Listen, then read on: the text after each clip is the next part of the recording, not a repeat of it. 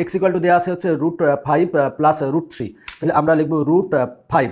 এরপরে কিন্তু আমরা এখানে একটু স্পেস দিয়ে নেব, এই যে একটা স্পেস দিয়ে নিলাম, না হলে ওর ভিতরে চলে যাবে। এরপরে প্লাস হচ্ছে কত √3 এটা লিখলাম। এটার ক্ষেত্রে আমরা লিখি √5 প্লাস √3 রুট একটু স্পেস দিয়ে নেব, তাহলে পজিটিভ √5, এরপরে একটা স্পেস দিয়ে নেব, তারপরে এরপরে আছে প্লাস প্লাস আমরা প্লাস দিব, তারপরে হচ্ছে রুট দিব হচ্ছে 3।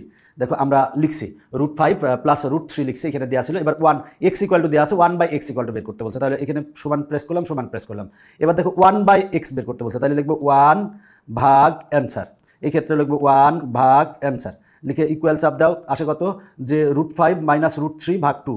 এটার ক্ষেত্রেও তাই আসছে, দেখো দুইটার ক্ষেত্রে তাই আসছে, তার মানে 1/2 √5 মাইনাস √3, এটা কততে আছে গতে অ্যান্সার।